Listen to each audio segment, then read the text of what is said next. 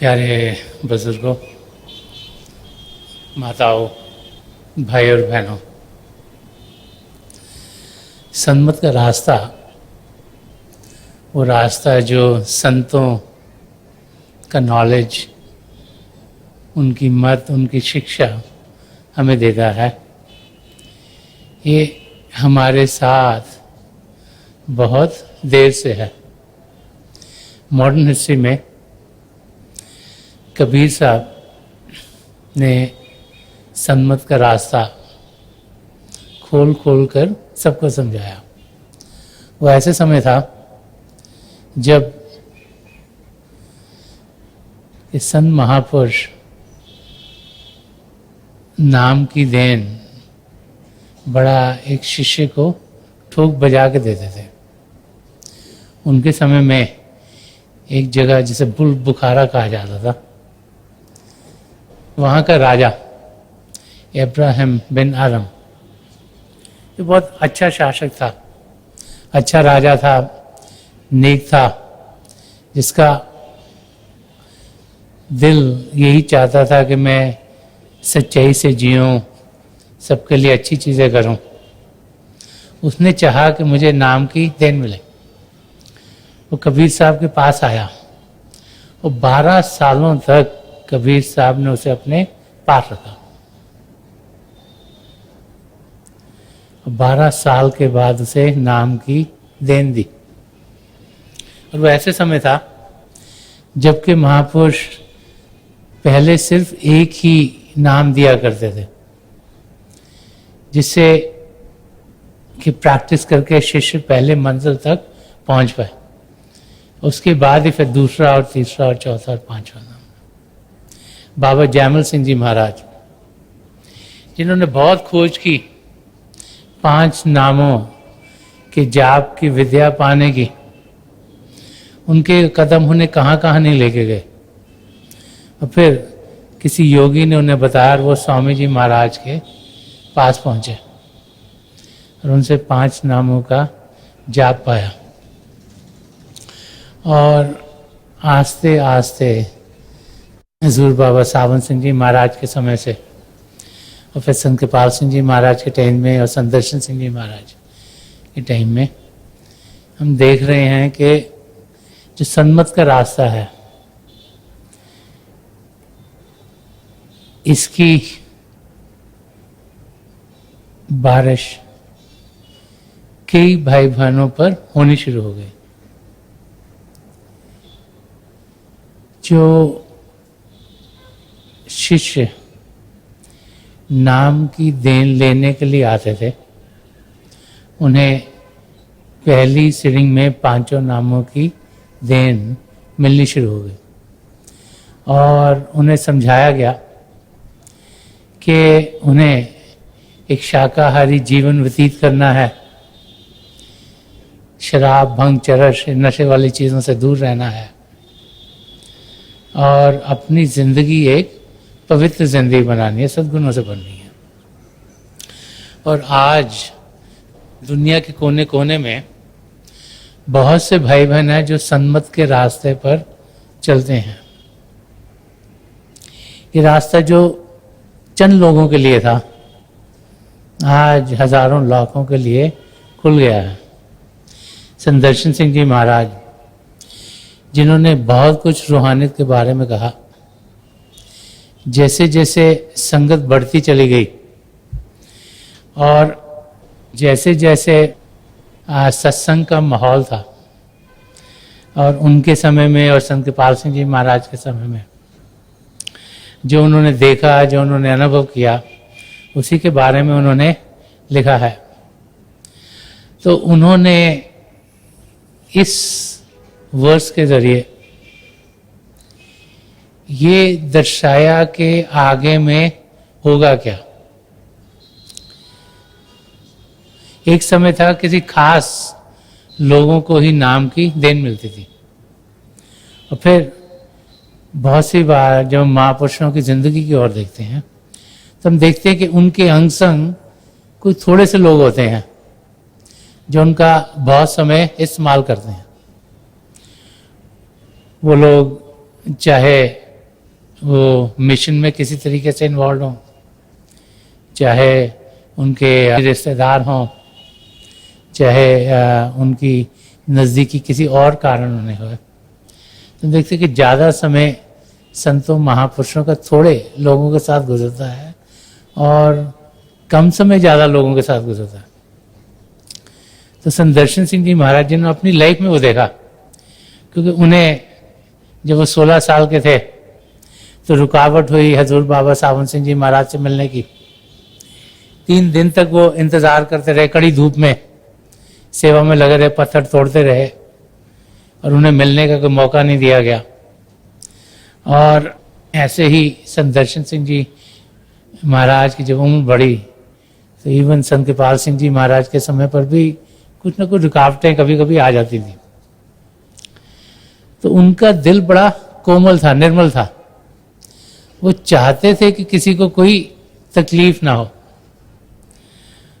वो चाहते थे कि उनके सद्गुरु की नज़दीकी हर एक को मिले, कि उन्हें मालूम था कि उनके सद्गुरु की नज़दीकी से ही इंसान अपनी मंजिल तक पहुंच पाएगा। तो ये शेर एक उन्होंने कहा है जो दर्शा रहा है कि उनके ख्याल से होना क्या चाहिए। उन्होंने देखा, उसको देखकर ये कहा कि ये हो रहा है, लेकिन अगर ये होगा तो बहुत अच्छा होगा। तो फरमा रहे हैं, जहां कुछ खास लोगों पर निगाहे लुत्फ है दर्शन, कि जहां कुछ खास लोगों पर निगाहे लुत्फ है दर्शन, अगर उस बज़्म में दौरे अवाम आया तो क्या होगा। वो कह रहे हैं कि टाइम्स कुछ ऐसे हैं जहां शायद थोड़े लोगों को ही ज़्यादा नज़दीकी मिलती है, और अगर उस समय कोई समय ऐसा आए जहां के हर एक इंसान को अपने सद्गुरु की नज़दीकी मिले, हर एक इंसान अपने सद्गुरु के साथ ज़्यादा से ज़्यादा समय लगा सके, तो कहने कि फिर उस महफिल में, उस मौके में, उस सत्संग में हर एक का ध्यान पिता परमेश्वर की ओर तेजी से बढ़ता हुआ अपनी मंजिल की ओर बढ़ेगा। हम लोग बहुत सी बार जब संत महापुरुषों के पास जाते हैं, हम देखते हैं कि बड़े लोग वहाँ आए होते हैं। सन्मत के रास्ते में देखें तो दिन ब दिन संगत बढ़ती चली जाती है। तो ज़रूर ख्याल ऐसे आते हैं कि जब वहाँ पहुँचते हैं तो बड़ी भीड़ है, कभी पीछे जगह मिलती है, कभी साइड पे मिलती है, कभी कहाँ मिलती है। तो हर एक के अंदर ये भाव जरूर उठते हैं कि हम आगे से आगे जाकर क्यों न बढ़े। और इंसान यही सोचता है कि शायद आगे मुझे कुछ ज़्यादा मिल जाएगा। हम भूल जाते हैं कि महापुरुष जो हमें दे रहे हैं वो कोई शारीरिक रूप से नहीं, वो आध्यात्मिक रूप से है। उनकी ओर से जो रूहानी किरणें आ रही हैं, उनमें कोई भी चीज़ हम तक पहुंचने में रुकावट डाल नहीं सकती। उनका प्यार, उनकी नज़र करम हम सब के दिलों और रूहों तक पहुंचती हैं। और ये अनुभव वो करता है जो अपने आप को पात्र बना लेता है। जो रिसेप्टिव हो, जो पात्र हो, वही अपने आप को उस अवस्था में पाएगा जिसमें कि उसे लगेगा कि अपने सद्गुरु की नज़दीकी उसे मिली है। अगर ध्यान बाहर की चीज़ों की ओर करेंगे तो फिर हमें क्या मिल सकता है वो हमें कभी समझ नहीं आएगा। लेकिन जब ध्यान अंदर की ओर करेंगे और जानेंगे कि एक सद्गुरु के कई रूप हैं। पहला गुरु जिसे हम देह में पाते हैं, जिसे हम शरीर में देखते हैं, जिसे हम सत्संगों में देखते हैं, उनके शरीर को देखते हैं, उन्हें गुरु समझते हैं, हम चाहते हैं उनकी नज़दीकी मिले, हम चाहते हैं वो हमारे आसपास हैं, हम चाहते हैं हमसे बातचीत करें, चाहते हैं उनका हाथ हमारे सिर पर एक ब्लेसिंग के माफक हो। वो जो शरीर है उसको इंसान गुरु कहता है। एक गुरुदेव जो उनका नूरी स्वरूप है, जो जब हमें नाम की देन मिलती है यहाँ हमारे शिव नेत्र पर टिकता है, जो हमारा मददगार होता है ताकि हमें अंदर की दुनिया में लेके जा सके। हमारा काम है उन तक पहुंचना, उनका काम है कि अंदर की दुनिया में ले जाकर हमें अपनी मंजिल तक पहुंचाना। और तीसरा रूप जिसे सदगुरु का रूप कहा गया, वो रूप जो हम जब सचखंड में पहुंचते अपने गुरु का पाते हैं। तो समय के साथ साथ जब हमें अपने गुरु के सही रूप की समझ आती है, उसका हम अनुभव करते हैं, तो हम देखते हैं कि वो हमसे कहीं दूर नहीं, हम उनसे हजारों मील दूर रह सकते हैं। सत्संग में उनसे 1 फरलांग 2 फरलांग 1 मील दूर भी बैठे हो सकते हैं। उनकी नजरे करम हमारे पर हर समय पड़ी रहती हैं, क्योंकि वो जो उनका रूप है वो शारीरिक नहीं, वो आध्यात्मिक है। और वो जो चेतन रूप है, जो कॉन्शियसनेस है, उसके लिए टाइम और स्पेस की कोई पाबंदी नहीं। तो समय के साथ साथ जब जिंदगी की अलग अलग चीजों से हम गुजरते हैं, तो हमें ये अनुभव होना शुरू हो जाता है, एक सच्चे शिष्य को अनुभव होना शुरू हो जाता है कि उसके सदगुरु हर पल हर क्षण उसके अंग संग हैं। जैसे जिंदगी बढ़ती है, हम देखते हैं कि दुनिया में वो जिन्हें हम अपने नजदीकी समझते हैं, वो जिन पर हम विश्वास करते हैं, वो जिन्हें हम समझते हैं कि हमारे मददगार होंगे, वो आस्ते आस्ते हटने शुरू हो जाते हैं। लगता है सब मतलबी हैं, सबको जितना जितना मतलब है उतना उतना ही वो हमारे साथ रहते हैं। जब अपना मतलब पूरा हो गया तो फिर वो सेट पे हो जाते हैं। तो हमें मददगार कौन है? वो जिसको हमसे कुछ चाहिए नहीं। जिसको हमसे कुछ चाहिए वो तो खुद हमसे मदद मांग रहा है। तो जिसके पास सब कुछ है, जिसको हमसे कुछ चाहिए नहीं, वो ही हमारा सही मददगार होगा। तो एक जगह संत दर्शन सिंह जी महाराज ने इसी एस्पेक्ट को खोल के समझाया। वो फरमा रहे हैं कि तमाम आलम फानी ने साथ छोड़ दिया। कि दुनिया में जो भी थे, जो जीते थे, एक एक करके जैसे उम्र बढ़ती यही लगना शुरू हो जाता है। जब हम छोटे होते हैं, हमारी किसी दोस्ती होती है, टाइम होता है, बढ़ता चल जाता है, कुछ ना कुछ डिफरेंसेस आ जाते हैं। बड़े होते हैं, शादियां होती हैं, कि बड़ी वाइफ की नहीं बनती, दोस्तों की गड़बड़ होनी शुरू हो जाती है। बाद में बच्चे होते हैं, फिर और मुश्किलें आनी शुरू हो जाती हैं। तो उनको जिनको हम समझते हैं कि हमारे बड़े नज़दीकी हैं, कुछ ना कुछ टेंशन स्ट्रेस से आने शुरू हो जाते हैं। तो फरमा रहे हैं कि तमाम आलम फानी ने साथ छोड़ दिया, बस एक मुर्शिद कामिल ही मेरा हमदम है। कि साथ कौन दे रहा है हमारा? वो सदगुरु जिसने हमें नाम की देन दी है। उन्होंने हमारी आत्मा को उसकी मंजिल तक पहुंचाने की शपथ ली है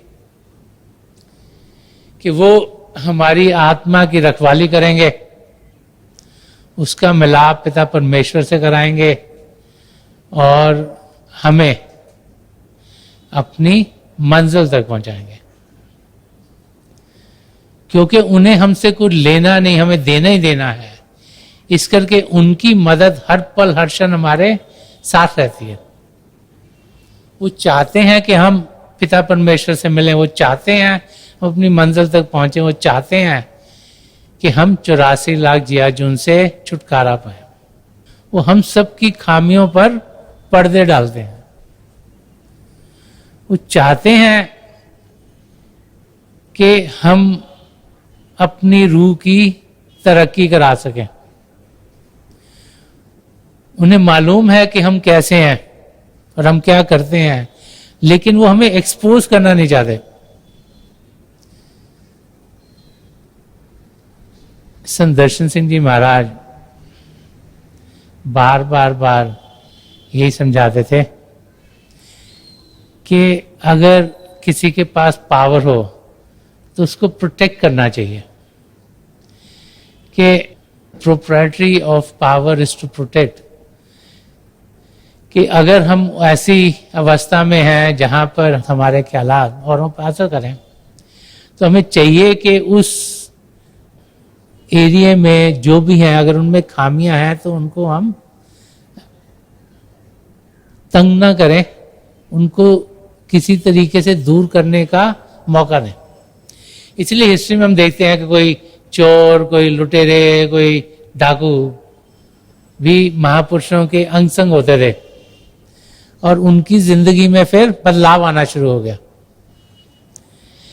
ऐसे ही जब हम सन्मत के रास्ते की ओर देखते हैं, महापुरुषों की जिंदगी को देखते हैं, तो हम देखते हैं कि कई वाकये ऐसे हुए जिसमें कि जिन्हें नजदीकी समझा जाता था उन्होंने ही संगत के लिए बड़ी खराबी की।